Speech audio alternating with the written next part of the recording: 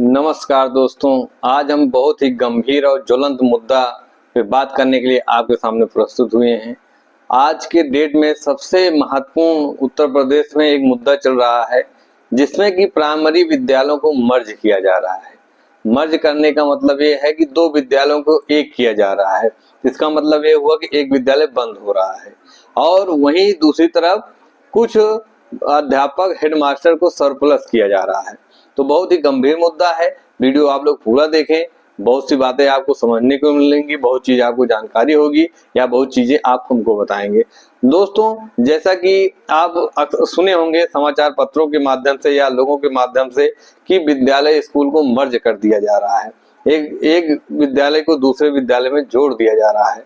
तो जोड़ देने से क्या नुकसान होगा, क्या फायदा होगा, इन सब विषयों पे अभी हम लोग बात करते हैं कि इससे फायदा होने वाला है कि नुकसान होने वाला है। सबसे पहले आप समझ लीजिए, जब एक विद्यालय दूसरे विद्यालय में मर्ज होगा तो इसका मतलब हुआ कि एक विद्यालय आपका बंद हो गया।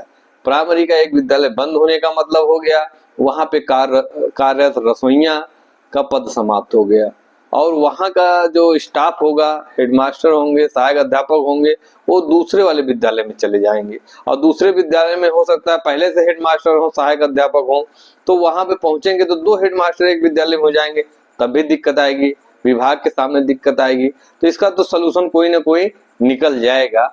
लेकिन क्या बच्चे इस विद्यालय से दूसरे विद्यालय में जाएंगे? क्योंकि दो विद्यालयों के बीच की दूरी लगभग 1 किलोमीटर होती है, कहीं कहीं 2 किलोमीटर पे भी विद्यालय है, कहीं कहीं 3 किलोमीटर पे भी विद्यालय है। जैसे एक विद्यालय को दूसरे विद्यालय में मर्ज कर दिया गया तो इसका मतलब है कि इस गांव का बच्चा क्या 2-2.5 किलोमीटर जाएगा? बहुत ही कम उम्मीद है कि वो बच्चा वहां पे जाएगा, क्योंकि प्राइमरी में वो गरीब बच्चे पढ़ते हैं जिनका कोई सोर्स नहीं होता, जो कहीं और शिक्षा नहीं ले पाते हैं, वो लोग प्राइमरी में पढ़ाई करते हैं। शिक्षक भी अपना परिश्रम से पढ़ाता है। बहुत सी व्यवस्था है, सिस्टम की ऐसी व्यवस्था है जो कि अभी सुधार की जरूरत है। लेकिन सबसे पहले हम लोग जानते हैं कि समस्या क्या होगी। दूसरी तरफ बच्चा वहां पे नहीं पहुंच पाएगा और विशेषकर बालिका, क्योंकि आज भी हमारे समाज में, हमारे गांव देश में ये होता है कि बालिकाओं को बहुत दूर नहीं भेजते हैं। अगर गांव में विद्यालय रहता है तो वहां पढ़ लिख जाती हैं, लेकिन बहुत दूर विद्यालय हो जाएगा तो उनको आने जाने में समस्या होगी और बेटियों को शिक्षा में दुविधा आएगी। फिलहाल यह मैटर कोर्ट में चल रहा है। कोर्ट का फैसला अभी रिजर्व रखा गया है। क्या फैसला आता है वो तो 1-2 दिन में पता चल जाएगा। तमाम बेरोजगार युवा साथी जो कि बीएड डीएलएड करके बैठे हुए हैं, सब उम्मीद कर रहे हैं आने वाले समय में वैकेंसी निकलेगी, प्राइमरी में वैकेंसी निकलेगी तो उनका रोजगार लगेगा, उनको नौकरी मिल जाएगी, नौकरी मिलने से सुधार होगा। लेकिन अगर विद्यालय बंद हो जाएंगे तो उनके ऊपर बहुत भारी संकट आ जाएगा। बहुत लोग को ये लगता है कि इससे शिक्षक लोग परेशान हैं। शिक्षक लोग नहीं परेशान है, बिल्कुल नहीं परेशान है, लेकिन शिक्षक का काम है कि भविष्य को देखते हुए कि समाज में क्या व्यवस्था होनी चाहिए, उसके लिए वो शिक्षक परेशान है। क्योंकि शिक्षक इस विद्यालय में नहीं पढ़ाएगा, दूसरे विद्यालय में पढ़ाएगा, दूसरे विद्यालय में नहीं पढ़ाएगा, तीसरे विद्यालय में पढ़ाएगा। शिक्षक का काम ही पढ़ाना है। हो सकता है थोड़ा दूर हो जाए, इतना जरूर दुविधा हो सकती है, लेकिन ऐसा नहीं है कि जो नौकरी में है उनको कहीं कोई आंच आने वाली है। आंच आएगी तो नौजवान साथियों को आंच आएगी जिनको नौकरी मिलनी है। जब विद्यालय ही नहीं रहेगा तो नौकरी कैसे मिलेगी?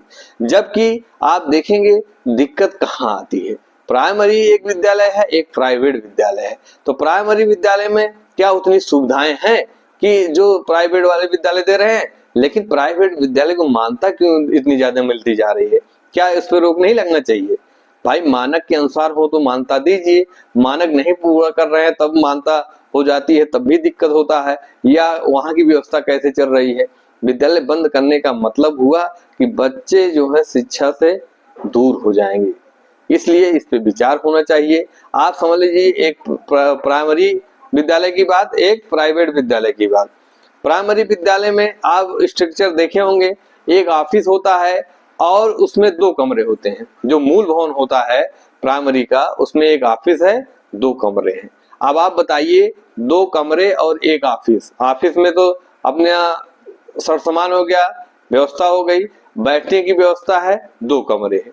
एक कमरे में बहुत ही अच्छे से बैठाया जाए तो 30 बच्चे बैठ सकते हैं, दूसरे कमरे में भी 30 बच्चे बैठेंगे।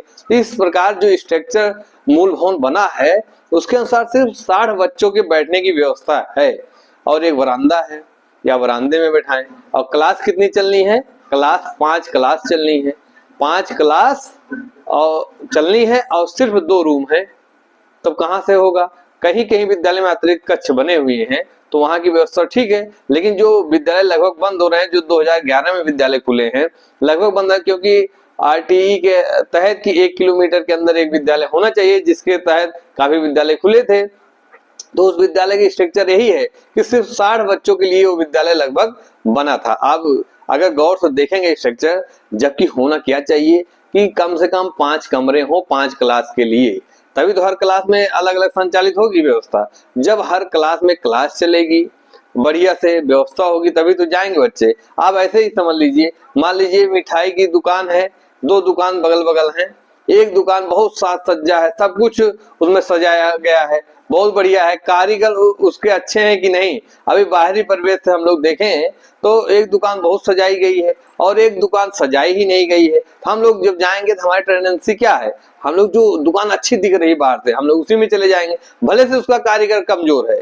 और जो दुकान सजी नहीं है उसका कारीगर बहुत ही अच्छा है, बहुत ही बढ़िया कार्य कर रहा है, लेकिन क्या हुआ कि ये इधर चले गए, अब अच्छी वाली दुकान में चले गए तो वहां पकवान जाए फीका हो जाए, जो उसको खाना ही खाना है। अगर जो उसमें गया, अगर एक बार खा लेगा समझ में आएगा। इसी प्रकार प्राइमरी विद्यालय में अध्यापक बहुत ही योग्य हैं, बहुत ही अच्छी पढ़ाई होगी, थोड़ी सी डिसिप्लिन और ये व्यवस्था एक बार सिस्टम बन जाए तो कौन पढ़ाना चाहे, कौन पैसा खर्चा करना चाहेगा कि प्राइवेट में भारी रकम देके आप अपने बच्चों को पढ़ाएंगे। सब लोग प्राइमरी में पढ़ाना चाहते हैं, लेकिन जो एक व्यवस्था बननी चाहिए वो व्यवस्था बन ही नहीं पा रही है। जब वो व्यवस्था बन जाएगी सब बच्चे प्राइमरी में पढ़ाएंगे, निश्चित पढ़ाएंगे। इसलिए हमारा विचार है कि 5 कक्षा कक्ष होने चाहिए और उसमें डेस्क बेंच होनी चाहिए, क्योंकि एक विद्यालय में डेस्क बेंच है, दूसरे विद्यालय में डेस्क बेंच नहीं है, तो वहां बच्चा टाटपट्टी पे बैठ रहा है, तब गार्जियन को लगता है नहीं हमारा बच्चा वहां जाए। तो इसलिए थोड़ा सा भी जो गार्जियन जिनको थोड़ा सा आर्थिक स्थिति सही होती है वो लोग प्राइमरी कम पसंद कर रहे हैं, क्योंकि उसमें उस प्रकार की सुख सुविधा नहीं है। ये किसी एक सरकार की फेल्योर नहीं है, ये पूरे सिस्टम का फेल्योर है।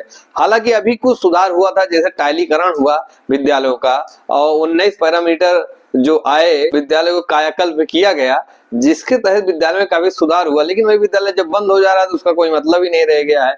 इसलिए विद्यालय सुधारने की जरूरत है, उसमें अध्यापक रखने की जरूरत है। अभी एक समस्या आई आरटीई के तहत अगर 150 तभी वहां पे हेडमास्टर होंगे, जबकि ऐसा रूल नहीं होना चाहिए, क्योंकि भाई हर प्रत्येक विद्यालय में एक हेडमास्टर होगा तभी तो विद्यालय संचालित होगा।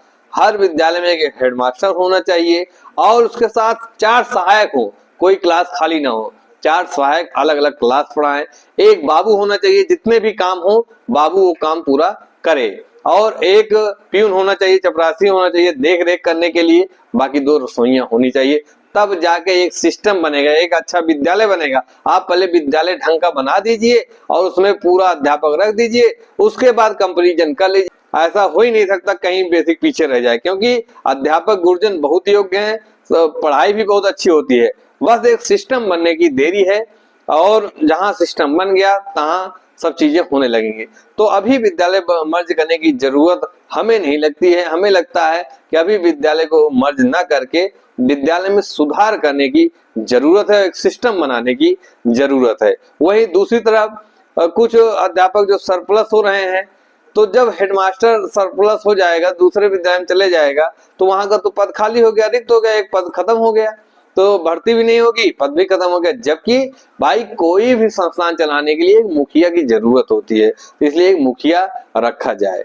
और ऐसे ऐसे विद्यालय मर्ज हुए हैं, आप सुनेंगे तो बहुत ही आपको आश्चर्य होगा। एक विद्यालय की बात कर रहे हैं, उसमें 2 कक्षा कक्ष हैं, एक ऑफिस है, उसमें पहले से 1 से 5 तक की क्लासेस चलती थी, उसी में जूनियर विद्यालय आके मर्ज हो गया है। अब जूनियर विद्यालय का मतलब हो गया 6, 7, 8, 3 क्लास और चाहिए। अब क्लास है 2, उसमें बच्चा पढ़ेगा 1 से लेके 8 तक, तो कैसे बैठेगा? आप व्यवहारिक रूप से सोच के देखिए, क्या वहां पे बैठ पाएगा वो बच्चा?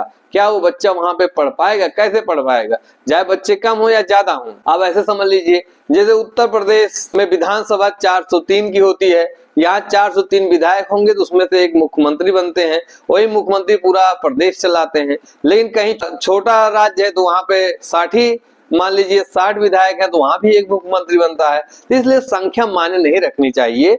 आप 150 हो चाहे 100 हो, विद्यालय प्रत्येक विद्यालय में एक हेडमास्टर होने चाहिए। ये हमारा विचार है। आप सब दोस्तों का क्या विचार है? क्या स्कूल मर्ज करना चाहिए, नहीं मर्ज करना चाहिए? इसमें शिक्षक का नहीं नुकसान है, इसमें आने वाली पीढ़ियों का नुकसान है, बीए डीएलएड किए हुए छात्रों का नुकसान है, बेरोजगार को रोजगार नहीं मिलेगा, और मेन है कि बच्चों के अधिकार का हनन होगा। फिलहाल कोर्ट में मैटर है, अब देखो क्या फैसला आता है, देखना है। बाकी संगठन अपनी तरफ से संघर्ष कर रहा है। हम लोग भी ये चाहते हैं कि विद्यालय मर्ज ना हो, सिस्टम में सुधार हो और अच्छी व्यवस्था हो, और प्राइमरी एक बार पूरी तरह से बहुत अच्छे से चले। बहुत बहुत धन्यवाद।